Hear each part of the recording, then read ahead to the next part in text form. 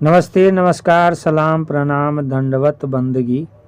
इस वीडियो से पहले आप सभी ने सुना स्वपच सुदर्शन के माता पिता का चौथे जन्म में मथुरा में प्रकट होकर सतलोक को जाना। सतगुरु कबीर साहब के द्वारा धर्मदास जी का चौका परवाना लेना। अब आइए आगे सुनते हैं। सतगुरु कबीर साहब धर्मदास साहब को उपदेश देते हैं और नारायण दास का सतगुरु कबीर साहब की अवज्ञा करना। इससे पहले आप सभी से अर्जी, निवेदन, विनती, प्रार्थना है, लाइक कर देंगे, सब्सक्राइब कर देंगे, शेयर कर देंगे। साहेबंदगी साहेबंदगी साहेबंदगी। तो आइए सुनते हैं सतगुरु कबीर साहब का धर्मदास जी को उपदेश देना। सतगुरु कबीर साहब कहते हैं कि हे धर्मदास, सुनो, मैंने तुमसे सत्य का भेद प्रकट कर दिया है। मैंने तुमको सतपुरुष का नाम और पान प्रसाद देकर समझा और बता दिया तथा तुम्हारे सब काल जाल को मिटा दिया। हे धर्मदास, अब रहनी गहनी की बात सुन, जिसको जाने बिना मनुष्य स्वयं को भूलकर यूं ही भटकता रहता है। सदा मन लगाकर भक्ति साधना करो और मान प्रशंसा त्याग कर साधु संत की सेवा करो। पहले जाति, वर्ण एवं कुल की मर्यादा को नष्ट करो और तब भय से रहित होकर भक्ति करो तथा भक्त हो। दूसरे मत, पत्थर, पानी आदि की पूजा छोड़कर निष्काम गुरु की सेवा और गुरु की पूजा करो। जो जीव गुरु से कपट चतुराई करता है, वह जीव संसार में आकर भ्रमता भटकता फिरता है। इसलिए गुरु से कभी भी कपट रूपी पर्दा नहीं रखना चाहिए। जो गुरु से कुछ भेद रखता है, वह संसार में ही रहता है, उसका उद्धार नहीं होता। गुरु के वचन में सदा मन लगाओ और माया मोह से दूर रहो। माया मोह के कीचड़ में जरा सी भी नहीं भीगना चाहिए। इस रहनी में स्थित रहता हुआ साधक भक्त फिर संसार में कभी नहीं आता। सांसारिक विषयों से हटकर गुरु के श्री चरण कमलों में मन लगाना चाहिए। हे धर्मदास, सुनो, केवल एक सत्पुरुष के सतनाम की आशा एवं विश्वास करो और उसे मजबूती से ग्रहण करो। हे धर्मदास, इस संसार का बहुत बड़ा जंजाल है। इसी में छिपा हुआ काल अपनी फांस लगाए हुए हैं, जिससे कि जीव उसमें फंसते रहे। सत्पुरुष के सतनाम के प्रताप से ही जीव की सतबुद्धि होती है और वह सावधान रहता है। इसलिए सतनाम का सुमिरन करना चाहिए। परिवार के सब नर नारी मिलकर यदि सतनाम की सुमिरन करे, तब भयंकर काल नहीं रह सकता, क्योंकि कोई कुछ नहीं बिगाड़ सकता। सतगुरु कबीर साहब कहते हैं कि तुम घर में कितने भी जीव हैं, सबको शीघ्र बुलाओ, सब ज्ञान दीक्षा लें, सब दृढ़ता से सतपुरुष स्वामी पर सुरती धरो, फिर तुम लोगों को काल नहीं पा सकता, उससे सुरक्षित रहोगे। धर्मदास जी कहते हैं कि हे प्रभु, आप जीवों के मूल, आदि एवं आधार हो। आपने मेरे अज्ञान एवं दुख रूपी समस्त पीड़ा को मिटा दिया। यह मेरा पुत्र नारायण दास है। आप उसे भी अपना प्रामाणिक सार शब्द प्रदान करो। इतनी बात सुनते ही सतगुरु कबीर साहब हंस दिए, परंतु अपने भीतर का भाव बाहर प्रकट नहीं किया। सतगुरु कबीर साहब ने कहा कि हे धर्मदास, जिनको तुम शुद्ध अंतःकरण मन वाला समझते हो, उन्हें तुरंत बुलाओ। धर्मदास जी ने तब सबको बुलाया और लाकर सबको सतगुरु स्वामी के श्री चरणों में टिका दिया। उन्होंने सबको संबोधित करते हुए कहा कि हे भाई, सब इन सामर्थ सतगुरु स्वामी के श्री चरण पकड़ो तथा इन्हें समर्पित हो जाओ, जिससे कि फिर संसार में न जन्मो। इतनी बात सुनते ही बहुत जीव आए और दौड़कर सतगुरु के श्री चरणों में लिपट गए। और भी बहुत से जीव आकर सतगुरु के श्री चरणों में पड़े, परंतु एक धर्मदास जी के पुत्र नारायण दास नहीं आए। धर्मदास जी ने मन में बहुत सोच चिंता की कि पुत्र नारायण दास जो कि चतुर है किस लिए नहीं आया। नारायण दास का सतगुरु कबीर साहब की अवज्ञा करना। नारायण दास मेरा पुत्र है, वह मेरा बालक कहाँ चला गया, कोई जाकर उसको ढूंढ लाओ और उस नारायण दास को सतगुरु के पास लाओ। धर्मदास जी कहते हैं कि मेरे उस पुत्र ने गुरु रूपदास पर विश्वास किया है, उनकी शिक्षा के अनुसार वहाँ पर जाकर देखो, वह जहाँ गीता पढ़ता है, शीघ्र जाओ और उससे कहो कि तुम्हें बुलाया है। उन्हें यह भी समझाओ कि तुम्हारे पिता धर्मदास ने पूर्ण समर्थ गुरु पाया है। धर्मदास जी की बात सुनकर संदेश ले जाने वाला सेवक तुरंत वहां गया जहां नारायण दास थे। संदेश ले जाने वाले संदेशी ने नारायण दास से कहा कि आप शीघ्र चलो, देर मत लगाओ, आपके पिता धर्मदास जी ने आपको बुलाया है। नारायण दास ने संदेशी से कहा कि मैं पिता के पास नहीं जाऊंगा, वे बूढ़े हो गए हैं और उनकी समस्त बुद्धि का नाश हो गया है। हरि विष्णु जी के समान और कौन कर्ता स्वामी है, उसको छोड़कर हम किसे जपें। मेरे पिता अब बूढ़े हो गए तो उनके मन को वह जोलाहा गुरु भा गया। मेरे मन को तो गुरु विठलेश्वर पाया है, क्या कहूँ, कुछ कहा नहीं जाता। मेरे पिता तो पगला गए हैं। नारायण दास की बात सुनकर संदेशी चलकर वहां आया जहां पर धर्मदास जी बैठे हुए थे। संदेशी ने कहा कि आपके पुत्र नारायण दास नहीं आए और इतना कहकर वह चुप हो गया। यह बात सुनकर धर्मदास जी चल पड़े और वहां गए जहां उनके पुत्र नारायण दास बैठे हुए थे। धर्मदास जी कहते हैं कि हे पुत्र नारायण दास, अपने घर भवन चलो, वहां सत्यपुरुष साहब आए हुए हैं, उनके श्री चरणों में मस्तक टेक कर विनती करो और सब कर्म बंधनों को कटाओ।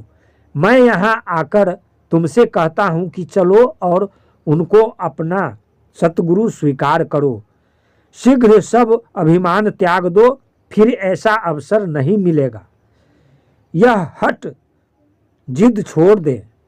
मैंने बहुत अच्छे पूर्ण सतगुरु पाए हैं, वे यम का फंदा काटने वाले तथा सर्व बंधनों से छुड़ाने वाले बंदी छोड़ हैं।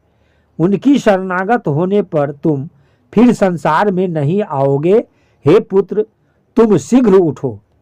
नारायण दास ने कहा कि हे पिताजी, ऐसा लगता है कि आप तो पगला गए हो, इसलिए अब तीसरेपन की अवस्था में आपने जिंदा गुरु पाया है, जिसका नाम राम है। उसके समान और कोई देवता नहीं है, जिसकी ऋषि मुनि आदि सभी सेवा पूजा करते हैं। आपने गुरु विठलेश्वर का प्रेम छोड़कर अब वृद्ध होने पर वह जिंदा गुरु किया है। तब धर्मदास जी ने नारायण दास की बाह पकड़कर उठा लिया और फिर उसको सतगुरु कबीर साहब के सामने लाए। उन्होंने उससे कहा कि हे पुत्र, इन सतगुरु के श्री चरण पकड़ो, ये यम के फंदे से छुड़ाने वाले हैं। जो जीव सतपुरुष की शरण पाता है वह फिर 84 लाख योनियों के भोग का संकट नहीं पाता। वह संसार को त्याग कर सतलोक को जाता है। सतगुरु का सार नामोपदेश एवं पान परवाना उसका सदा सहायक होता है। तब नारायण दास ने सतगुरु से मुंह फेर कर कटु शब्दों में कहा कि हमारे घर में मलेच्छ ने प्रवेश किया है। कहाँ से यह जिंदा ठग आया जिसने मेरे पिता को पागल बना डाला।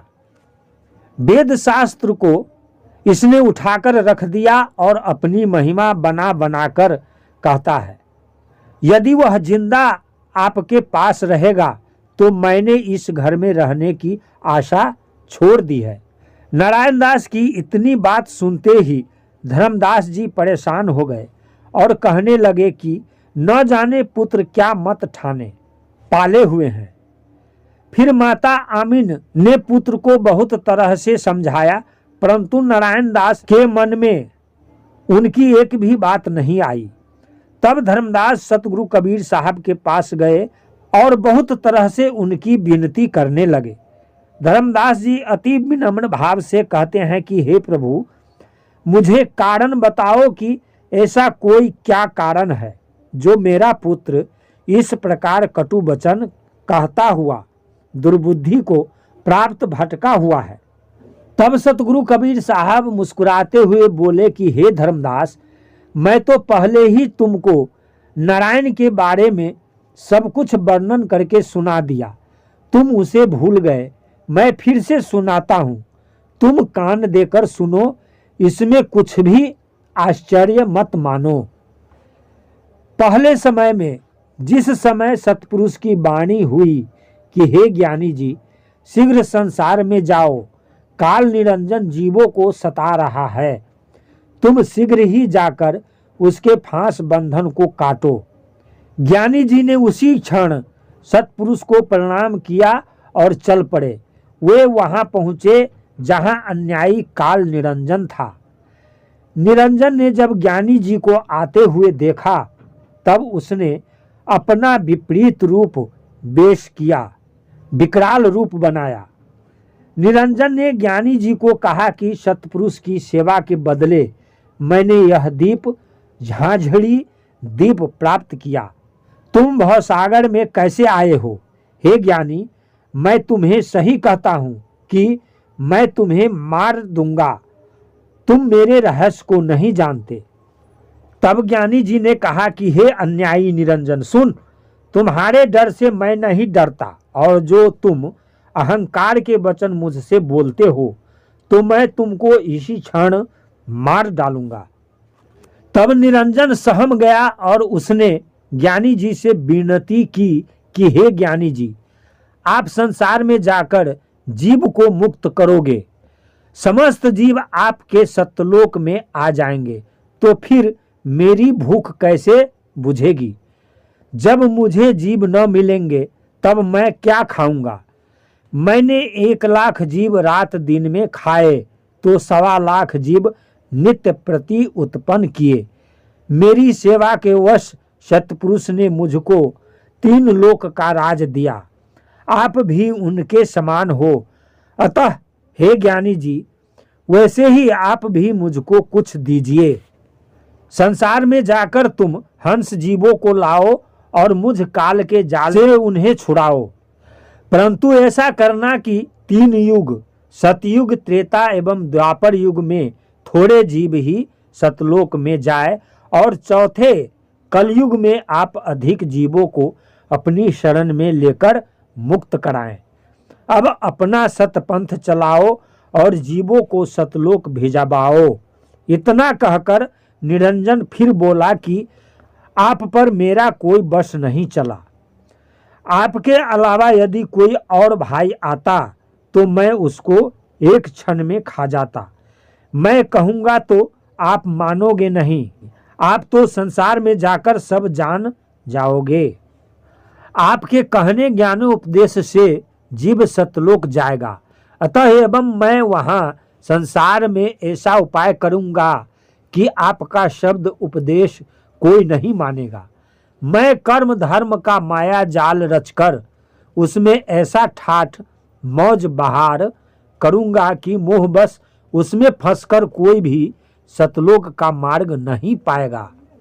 मैं घर घर में भ्रम अज्ञान का भूत उत्पन्न करूँगा तथा धोखा दे देकर जीवों को भूल में डालूंगा।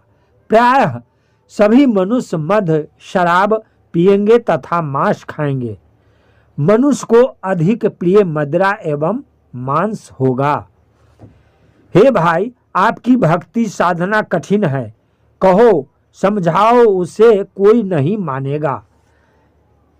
उसी कारण मैं आपको कहता हूं कि अब संसार में मत जाओ। सदगुरु कबीर साहब कहते हैं कि उसी क्षण मैंने काल निरंजन से कहा कि तुम्हारे सब छलबल को मैंने समझ लिया है। मैं सत्य शब्द को मजबूत करा के जीवों में तुम्हारे डाले हुए भ्रम को मिटा दूंगा।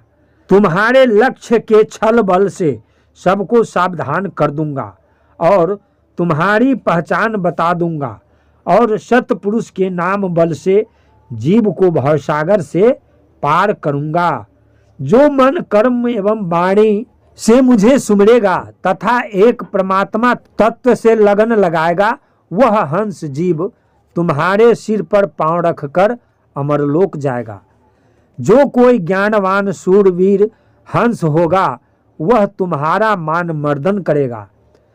सत्य शब्द मुक्ति का प्रमाण है, जिसे अत्यंत प्रसन्नता के साथ हंस जीव पहचानेगा एवं समझेगा।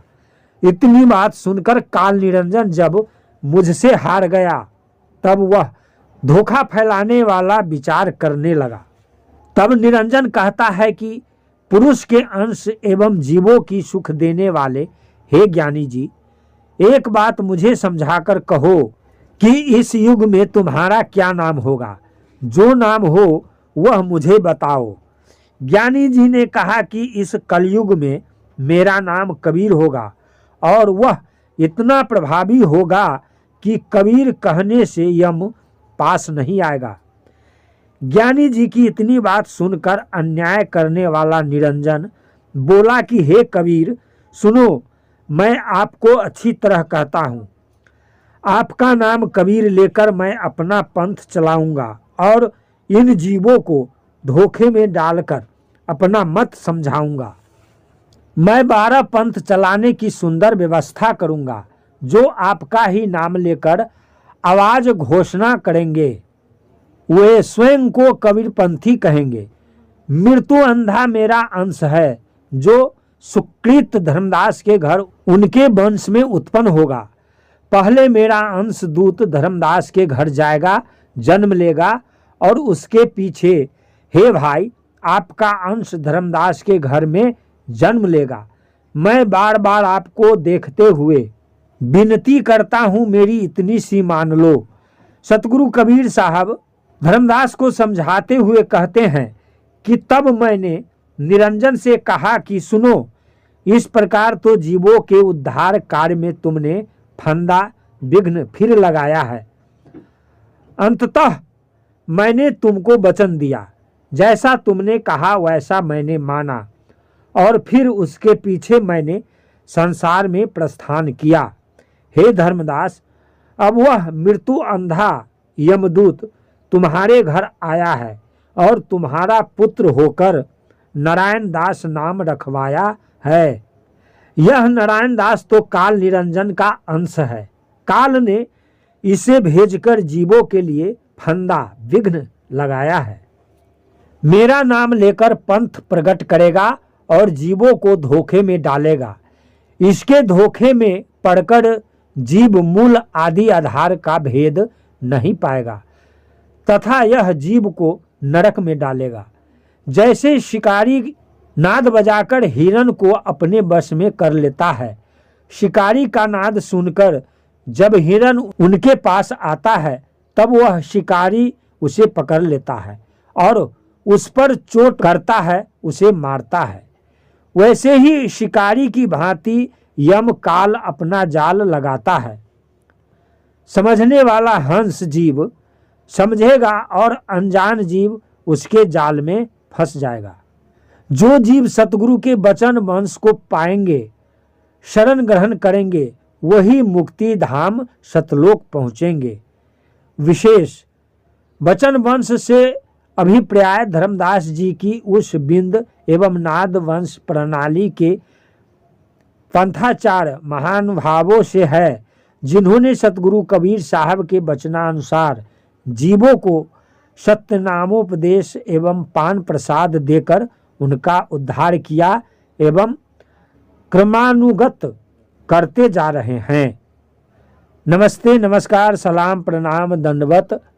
अभी आप सुन रहे थे सतगुरु कबीर साहब धर्मदास जी को उपदेश देते हैं और नारायण दास का सतगुरु कबीर साहब की अवज्ञा करना।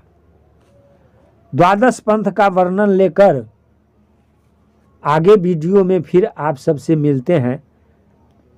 तब तक के लिए साहेब बंदगी, साहेब बंदगी, साहेब बंदगी।